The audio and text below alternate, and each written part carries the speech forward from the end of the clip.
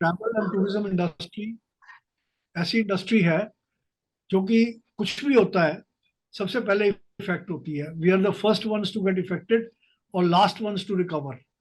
तो हमें बहुत ज़्यादा नुकसान हुआ।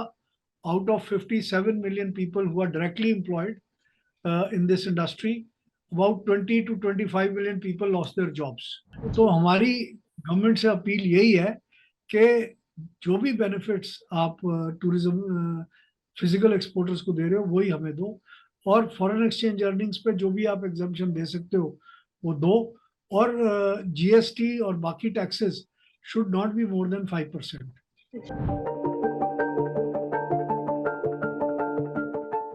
साल 2020 और 21 टूरिज्म इंडस्ट्री के लिए बहुत अच्छा नहीं रहा। इसका सबसे बड़ा कारण रहा कोविड। कोविड ने उनकी अर्निंग को जीरो पर ला दिया और अब 2023 में एक बार फिर टूरिज्म इंडस्ट्री रिवाइव करने लगी है। तो क्या इस बार टूरिज्म इंडस्ट्री के लिए और टूरिज्म इंडस्ट्री की ग्रोथ के लिए वित्त मंत्री निर्मला सीतारमण जी क्या कुछ खास घोषणाएं करेंगी? टूरिज्म इंडस्ट्री की इन्हीं डिमांड्स को लेकर बात करने के लिए आज हमारे साथ है सुभाष गोयल जी। गोयल जी, आपका बहुत बहुत स्वागत है। सर, मेरा पहला सवाल आपसे यही है कि कोविड के कारण ट्रैवल इंडस्ट्री को कितना और क्या नुकसान हुआ? ट्रैवल एंड टूरिज्म इंडस्ट्री ऐसी इंडस्ट्री है जो कि कुछ भी होता है सबसे पहले इफेक्ट होती है। We are the first ones to get affected और लास्ट वंस टू रिकवर। तो हमें बहुत ज़्यादा नुकसान हुआ। Out of 57 million people who are directly employed in this industry, about 20 to 25 million people lost their jobs. जी। And it was very very difficult, खासकर जो छोटा ऑपरेटर है, जैसे टूरिस्ट टैक्सी ड्राइवर है या टूरिस्ट बस ड्राइवर है या फिर टूरिस्ट गाइड है या जो पटरियों पे टूरिस्ट को हैंडीक्राफ्ट वगैरह बेचते हैं वो लोग, तो वो तो बिल्कुल ही देवर हैंड टू माउथ। और अगर गुरुद्वारे और ये वॉलंटरी ऑर्गेनाइजेशंस फ्री फूड ना दे रही होती, लंगर दे रही होती, तो उनमें से कई लोग भूखे मर गए थे। जी। और गवर्नमेंट ने, बाकी all over the world governments ने करा, पर हमारी गवर्नमेंट ने बिल्कुल कुछ नहीं करा। लोन जरूर SME, small and medium enterprise के लिए दिए, बट लोन से फिर लाइबिलिटी भर रही है। अगर बिजनेस ही नहीं है तो लोन का क्या करेंगे? जी। वी वर एक्सपेक्टिंग ग्रांट्स, तो वो तो हुआ नहीं। अब हम्म। एनीवे बिजनेस रिवाइव हो रहा है, और 2022 में अबाउट 50% to 60% रिवाइव हो गया, और domestic tourism was thriving. But जो इनबाउंड इंटरनेशनल टूरिज्म है, जिससे कि 2019 में हमने $30 बिलियन अर्न करे थे, वो अभी फुली रिवाइव नहीं हुआ, क्योंकि हमने इंटरनेशनल डिजिटल मार्केटिंग और एग्रेसिव मार्केटिंग शुरू नहीं करी। जी। तो ये पोजीशन है इसकी। तो हम्म। अभी हमें एक्सपेक्ट कर रहे हैं कि कुछ रिवाइवल होगी, और ये फिर जो न्यूज़ चाइना की आ रही है उससे हमें डरने की कोई जरूरत नहीं है, क्योंकि चाइना का जो वैक्सीन था ना, जैसे बाकी चाइनीज प्रोडक्ट है उसने काम नहीं करा। और विद द रिजल्ट, हमारे जो वैक्सीन, जो हमारे प्राइम मिनिस्टर ने, मोदी जी ने एग्रेसिव वैक्सीनाइजेशन करी, ओवर 1.5 बिलियन पीपल को वैक्सीनेशन दिया, और पूरा हमारा वैक्सीनेशन बहुत इफेक्टिव था। और जी। हमारे दोनों डोजेस लोगों को लग गए, बूस्टर भी लग गए। तो जी। उसके बाद जिसको भी कोविड हुआ, मुझे भी हुआ, but it was a very mild Covid, just like cold. तो जी। उसमें कोई, जैसे सेकेंड वेरिएंट में डेथ्स हुई थी और सारा कुछ हुआ था, कुछ भी नहीं हुआ किसी को भी, जी। जी। हॉस्पिटलाइजेशन भी नहीं हुई।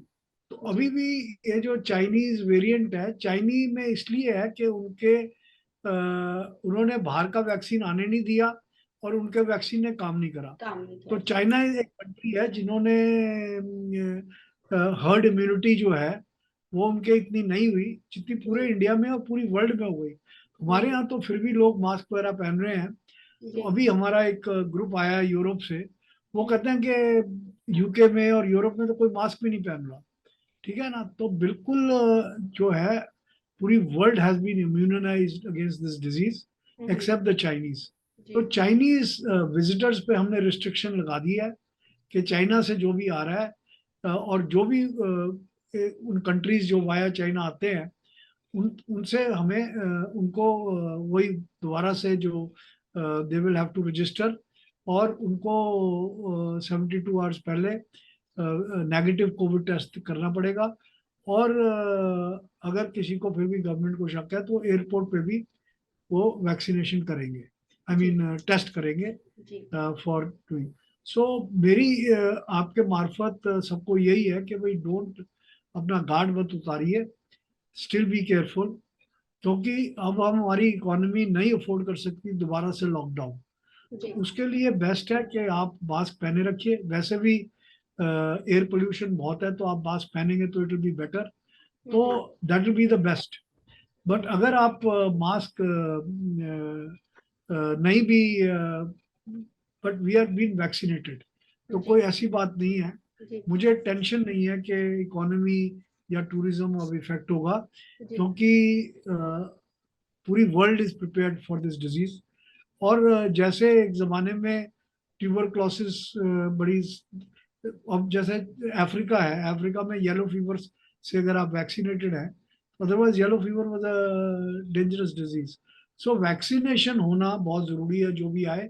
और जो जिसने भी नया वैक्सीनेशन करा है उनको दे शुड टेस्ट, या तो हर्ड इम्यूनिटी है या वैसे इम्यूनिटी होनी चाहिए। तो मैं नहीं समझता इस डिजीज से हमें डरने की जरूरत है। जी और फ्यूचर में कोई और डिजीज आ गई तो कुछ कह नहीं सकते, but we have to keep trying for the best and be prepared for the worst. Sir मेरा अगला सवाल है कि वित्त मंत्री निर्मला सीतारमण जी जो है 1 फरवरी को बजट पेश करेंगी और ये उनका अंतिम बजट होगा क्योंकि उसके बाद इलेक्शन होने हैं। तो ऐसे में ट्रैवल इंडस्ट्री की 3 ऐसी कौन-सी मुख्य मतलब पॉइंट्स हैं या उनकी डिमांड्स हैं जो वो वित्त मंत्री जी के आगे रखना चाहते हैं? हमारी मेन डिमांड यही है कि यहाँ पर एक तो जीएसटी जो है वो या तो हमें एग्जाम कर दें या 4-5% के करीब रखें। जी, और दूसरा, जो एलोकेशन है फंड्स के लिए, चाहे वो माइस के लिए है, चाहे वो वेडिंग्स के लिए या एडवेंचर उसके लिए है, वो बढ़नी चाहिए, उसकी एलोकेशन बढ़नी चाहिए। और नेशनल टूरिज्म बोर्ड एक बनना चाहिए जिसका कैबिनेट सेक्रेटरी हेड हो, और tourism, aviation, home and external affairs उसके मेंबर हो। जी। और जो वैट रिफंड की हम बात कर रहे हैं, हुँ, जैसे सिंगापुर में, दुबई में, लंदन में जो भी टूरिस्ट शॉपिंग करे उनको वैट रिफंड मिलना चाहिए। जी, tourism should be, tour operator should be exempted from, जो फॉरेन एक्सचेंज अर्निंग है, उसमें जीएसटी और उसका एग्जाम्प्ट होना चाहिए। जी, और अब क्योंकि G20 इंडिया के पास चेयरमैनशिप है, तो स्पेशली जो G20 कंट्रीज से लोग आ रहे हैं उनकी जो हैंडलिंग कर रहे हैं उसको ऊपर भी हमें कुछ बेनिफिट मिलना चाहिए। और ये हमारे पास बहुत बड़ी अपॉर्चुनिटी है इंडिया का टूरिज्म बढ़ाने के लिए। और टूरिज्म इसलिए है बढ़ना चाहिए कि जो भी आईटो ने, एफएचआरआई ने, टाफी ने और फेथ ने जो भी रिकमेंडेशंस करी हैं, उन रिकमेंडेशंस को आपको इम्प्लीमेंट करना चाहिए। और मेन चीज, अगर ये प्री इलेक्शन ईयर है तो जी, गरीबी हटाने के स्लोगन पे मिसेस गांधी इलेक्शन जीत गई थी। तो अगर आप वाकई गरीबी हटाना चाहते हो तो टूरिज्म एक ऐसी इंडस्ट्री है जो कि लेबर इंटेंसिव है, 1 आउट ऑफ एवरी 9 जॉब्स जो है वो इस इंडस्ट्री में है।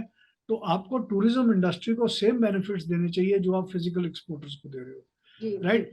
We are not only foreign exchange earners, but हम एम्प्लॉयमेंट जनरेटर्स भी हैं।